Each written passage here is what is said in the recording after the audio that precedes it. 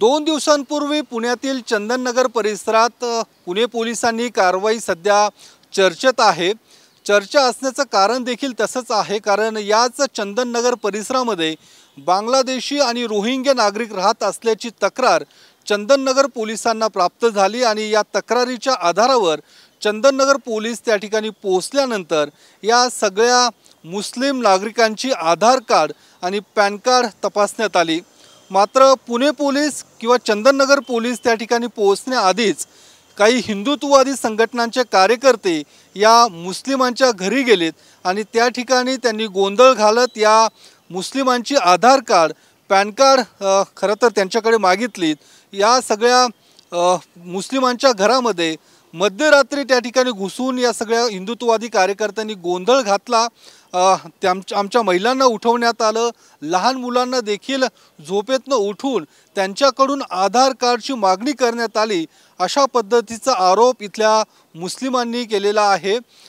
विशेष म्हणजे याच चंदननगर परिसरात राहणारे शमशाद शेख यांचे आजोबा कारगिल युद्धात सहभागी होते, त्यांचे बंधू देखील भारतीय लष्करात कार्यरत होते, तरी देखील आमच्याकडून आम्ही भारतीय असल्याचे पुरावे मागण्यात आले, कारण आमच्या घरातील एवढी सगळी मंडळी त्यांनी भारतीय लष्करात काम केलेलं असताना देखील आमच्याकडून मात्र आम्ही भारतीय असल्याचे पुरावे मागितले गेलेले आहेत। आम्ही जन्मापासूनच भारतीय आहोत, पुण्यात गेल्या 30 ते 35 वर्षांपासून रहिवासी आहोत, तरी देखील आमच्याकडून आधार कार्ड आणि पॅन कार्डची मागणी करण्यात आली। मात्र हे सगळं होत असताना त्या ठिकाणी ज्या हिंदुत्ववादी संघटनाचे कार्यकर्ते पोहोचलेत त्यांनी त्या ठिकाणी गोंधळ घातला, घोषणाबाजी केली, या पद्धतीचा आरोप इथल्या मुस्लिम लोकांनी केलेला आहे। तशी तक्रार देखील चंदननगर पोलिसांना दिलेली आहे। आम्ही आधार कार्ड आणि पॅन कार्ड देखील या सगळ्या नागरिकांना दिलेले आहेत। मात्र हे सगळं होत असताना साध्या गणवेशात असणारे चंदननगर पोलीस त्या ठिकाणी उपस्थित होते, मात्र त्यांनी या जमावावरती कुठलाही कंट्रोल केला नाही किंवा या सगळ्या जमावाला शांत करण्याचे काही प्रयत्न केले नाहीत, असा आरोप देखील या मुस्लिम समाजातील लोकांचा आहे। त्यानंतर या चंदननगर पोलिसांनी इथल्या सगळ्या नागरिकांना चंदननगर पोलीस स्टेशनला नेलं आणि त्या ठिकाणी सगळ्यांची आधार कार्ड पुन्हा एकदा तपासण्यात आली, सगळ्यांची आधार कार्ड देखील जमा करण्यात आली। या सगळ्या घटनेसंदर्भात मुस्लिम समाजातील लोकांनी या हिंदुत्ववादी संघटनांच्या विरोधात तक्रार देखील चंदननगर पोलिसात दिली, मात्र या संदर्भात या सगळ्या नागरिकांवरती कुठलीही तक्रार किंवा गुन्हा देखील दाखल करण्यात आलेला नाहीये, असं या सगळ्या मुस्लिम समाजातील लोकांचं म्हणणं आहे।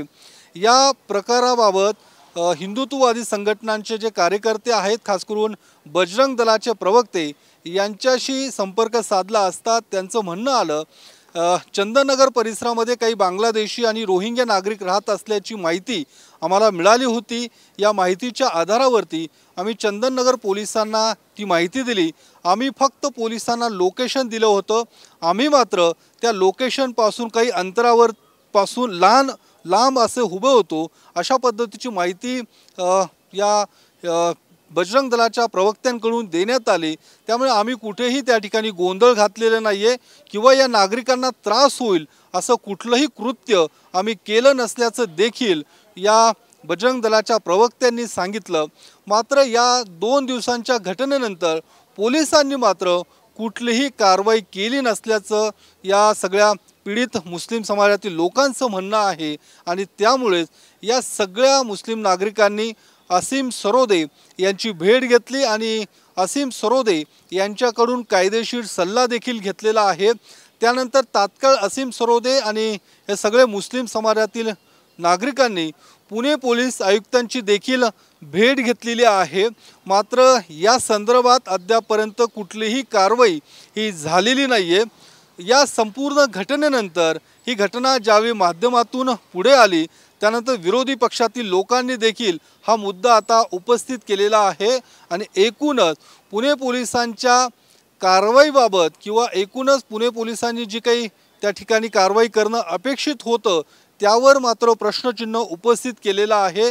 त्यासोबतच हिंदुत्ववादी संघटनांनी ज्या पद्धतीने त्या ठिकाणी गोंधळ घातलेला आहे त्यावर देखील विरोधी पक्षांकडून प्रश्न उपस्थित केला जातोय।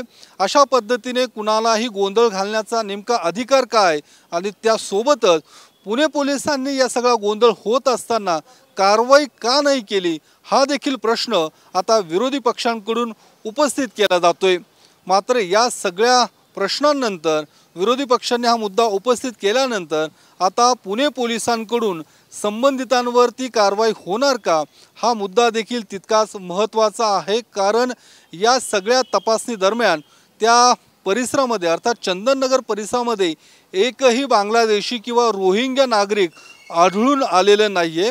त्यामुळे अशा पद्धतीने गोंधळ घालणाऱ्यांवरती आता पुणे पोलीस कारवाई करणार का हे बघणं देखील तितकंच महत्त्वाचं आहे।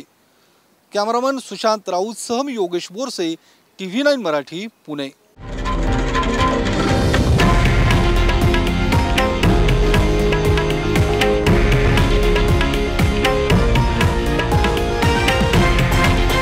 हे आहे देशातील नंबर 1 न्यूज नेटवर्क आणि आपण पाहत आहात TV9 मराठी, एकमेव।